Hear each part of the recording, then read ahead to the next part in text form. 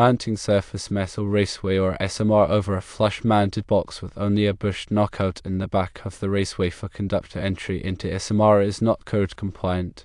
According to NEC 314.28, boxes must be accessible without removing any part of the building.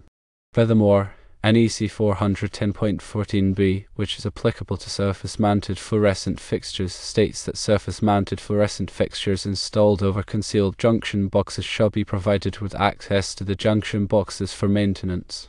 While the NEC does not specifically address SMR, the principles of accessibility certainly apply.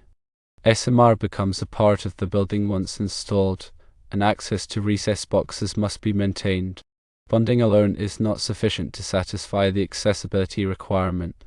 The practice of mounting SMR over a flush-mounted box with only a bushed knockout in the back of the raceway is not code compliant because it does not provide adequate access to the recessed box. This means the electrical code prioritizes the ability to reach and work on the electrical connections and components within the junction box without having to dismantle parts of the building's structure or systems.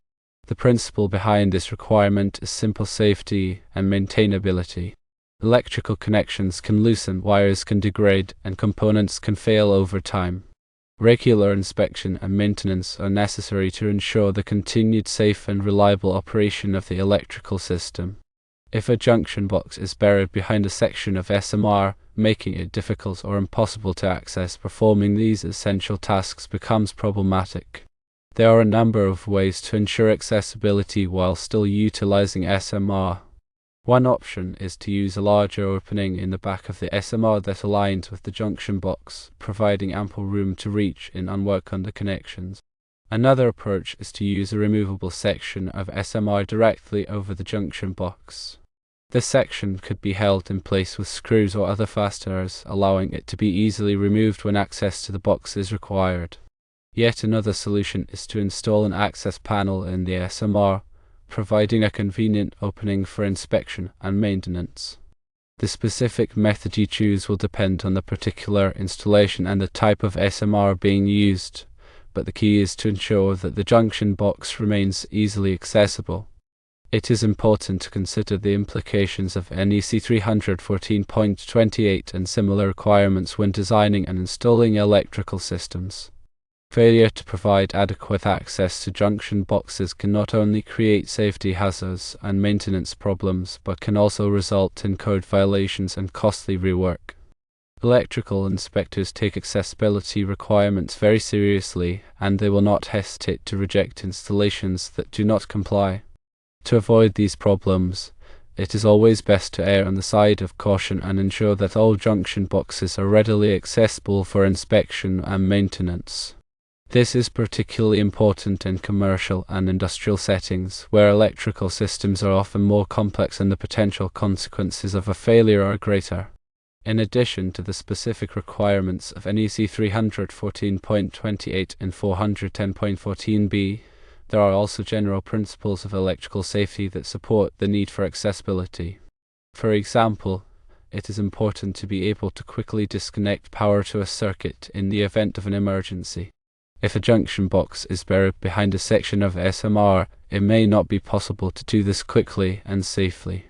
Similarly, it is important to be able to easily inspect electrical connections for signs of damage or wear. If a junction box is difficult to access, this inspection may be neglected, increasing the risk of a failure. Therefore, even if there were no specific code requirements addressing accessibility, it would still be a good practice to ensure that all junction boxes are readily accessible for safety reasons.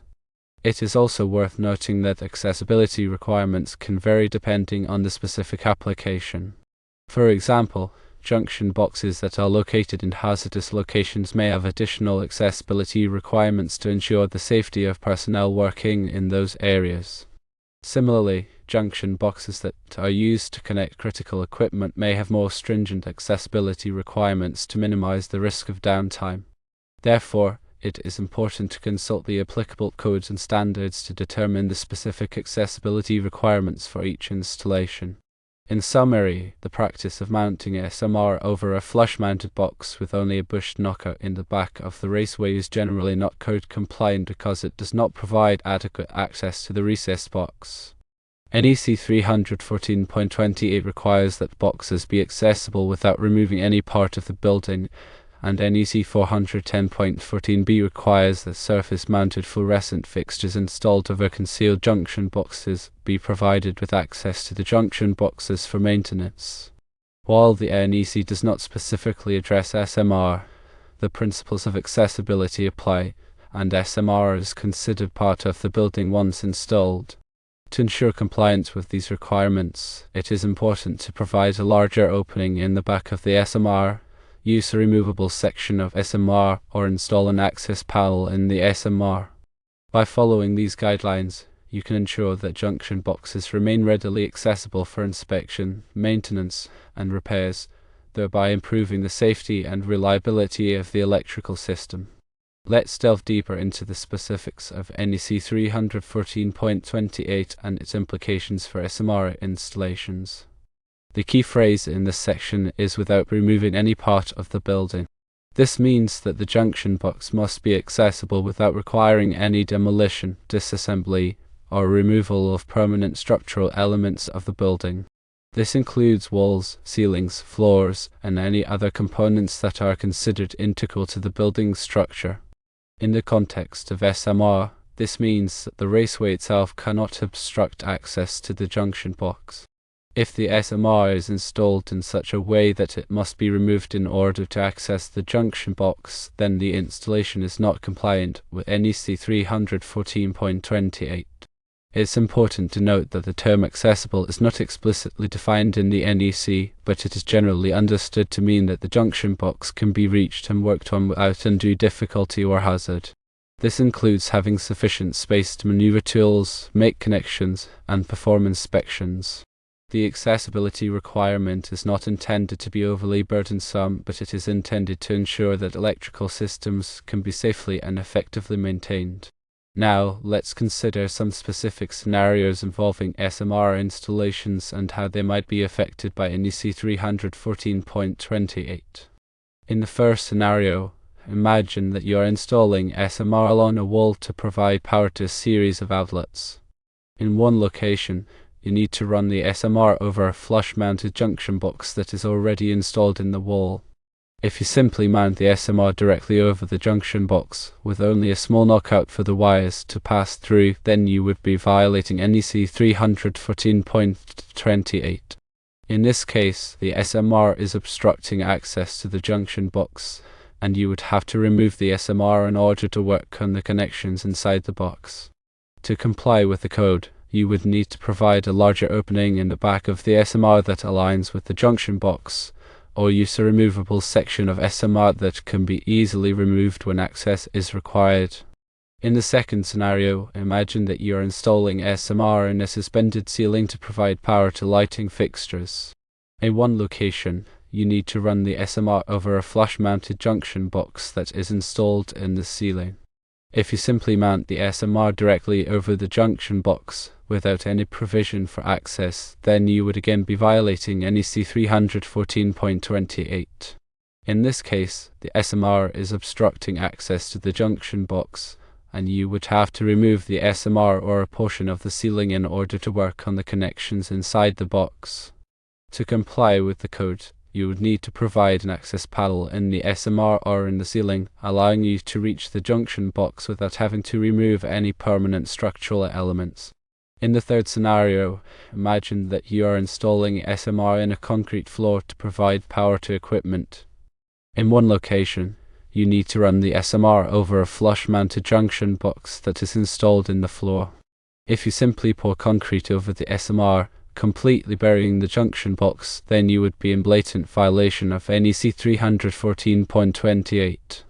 In this case, the SMR and the concrete are both obstructing access to the junction box, and you would have to demolish a portion of the floor in order to work on the connections inside the box. To comply with the code, you would need to provide a recessed access panel in the floor that allows you to reach the junction box without having to remove any concrete. As these scenarios illustrate, NEC 314.28 has broad implications for SMR installations. It requires that you carefully consider the placement of SMR in relation to junction boxes, and that you provide adequate access to those boxes for inspection, maintenance, and repairs. Failure to comply with this requirement can result in code violations, safety hazards, and costly rework. Let's turn our attention to NEC 410.14b, which specifically addresses the accessibility of junction boxes that are concealed by surface-mounted fluorescent fixtures. This section states that surface-mounted fluorescent fixtures installed over concealed junction boxes shall be provided with access to the junction boxes for maintenance. This requirement is similar to NEC 314.28, but it is more specific in that it applies only to fluorescent fixtures and junction boxes. However, the underlying principle is the same to ensure that electrical connections can be safely and effectively maintained. In the context of SMR, NEC 410.14b reinforces the need to provide access to junction boxes that are concealed by raceways. Even if the raceway is not directly supporting the fluorescent fixture, it can still obstruct access to the junction box, in which case NEC 410.14b would apply. For example, imagine that you're installing SMR along a wall to provide power to a fluorescent fixture. The junction box for the fixture is recessed in the wall, and the SMR runs directly over the junction box. If you simply mount the SMR over the junction box without any provision for access, then you would be violating NEC 410.14b. In this case, the SMR is obstructing access to the junction box, and you would have to remove the SMR in order to work on the connections inside the box. To comply with the code, you would need to provide a larger opening in the back of the SMR that aligns with the junction box, or use a removable section of SMR that can be easily removed when access is required. It's important to note that NEC 410.14b specifically mentioned maintenance. This means that the accessibility requirement is not just about being able to install the fixture initially, but also about being able to perform routine maintenance tasks, such as replacing lamps, ballasts, or wiring. These tasks often require access to the junction box, and if the box is obstructed by the SMR, it can make these tasks difficult or impossible. Therefore, when installing SMR in proximity to fluorescent fixtures, it's crucial to consider the long-term maintenance needs of the fixture and to provide adequate access to the junction box. Now, let's address the question of whether bonding alone is sufficient to satisfy the accessibility requirement. The answer is unequivocally no. Bonding is an important safety measure that helps to ensure that all metal parts of an electrical system are at the same potential, reducing the risk of electric shock. However, bonding does not address the issue of accessibility. Even if the SMR is properly bonded to the junction box, it can still obstruct access to the box, making it difficult or impossible to perform maintenance or repairs. Therefore, bonding is not a substitute for accessibility, and you must comply with both requirements in order to have a code-compliant installation. In conclusion, the practice of mounting SMR over a flush-mounted box with only a bush knockout in the back of the raceway is generally not code-compliant because it does not provide adequate access to the recess box.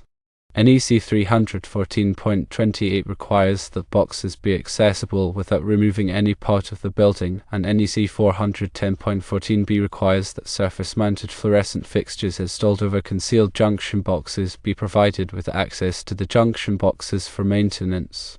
While the NEC does not specifically address SMR, the principles of accessibility apply, and SMR is considered part of the building once installed. To ensure compliance with these requirements, it is important to provide a larger opening in the back of the SMR, use a removable section of SMR, or install an access panel in the SMR. Bonding alone is not sufficient to satisfy the accessibility requirement. By following these guidelines, you can ensure that junction boxes remain readily accessible for inspection, maintenance, and repairs, thereby improving the safety and reliability of the electrical system.